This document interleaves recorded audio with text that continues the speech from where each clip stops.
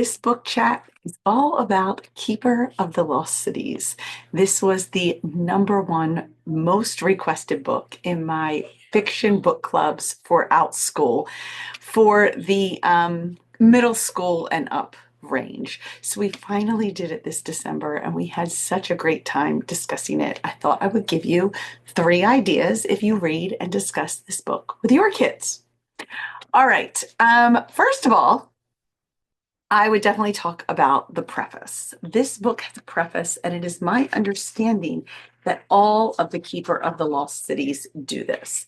So she starts with kind of an opening that takes you to a climactic moment in the book. And then you go all the way back to the beginning of the story at the start of chapter 1. So we talked about that. How effective is that as a hook? What do you think she's trying to do there? Did the kids like it themselves? Ask your child, do you like this? Some felt like it was a little bit of a spoiler. A few students admitted they just skip it because they don't want to know. Others really loved it. Some people kind of forgot about it, like myself, after they read it. It was really fun, but then partway through the story, they completely forgot that they had already started with that climactic event. So that's a fun discussion, and I understand it will continue through the rest of the book series. The next thing we discussed is Keeper of the Lost Cities is a great example of the chosen one trope. We see this in a lot of fantasy books, in Harry Potter, in Percy Jackson, in Amari and the Night Brothers, in Medusa. We see this idea that one particular person has kind of been chosen to be special. Typically, they do nothing to deserve it. It just has been thrust upon them. So that's one of the things we talked about is how is this one similar and different to other chosen one tropes that they have seen in other books that they have read. And then we looked specifically at Sophie Foster, who is the chosen one, to talk about what makes her unique in this world. Because the chosen one is typically unique in some way. What made her unique in the human world? What continues to make her unique in the fantasy world? And that was a great discussion.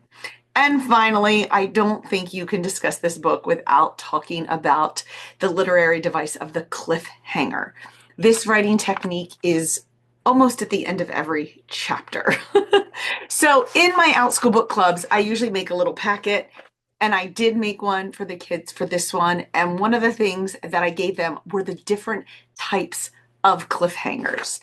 So we looked for a surprising twist, an unanswered question, a dangerous situation, shocking information that could change the story, ending with a sense of foreboding that something bad is about to happen, a failure or a big mistake. A low moment can also be a cliffhanger, or an emotional moment that tugs at your heart.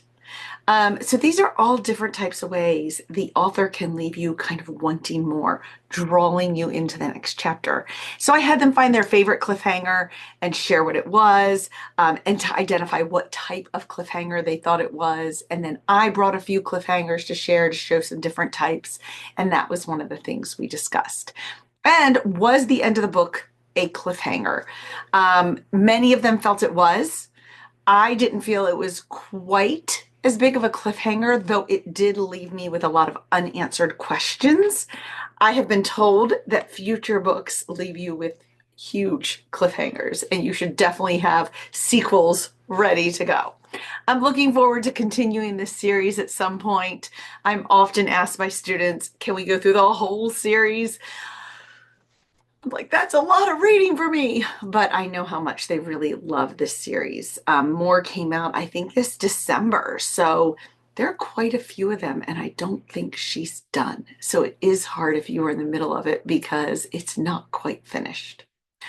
All right, thanks for joining me. If you want to look for more information about my Outschool Book Clubs for kids, you can find all of that below, in addition to places to join my email list and where to find me elsewhere.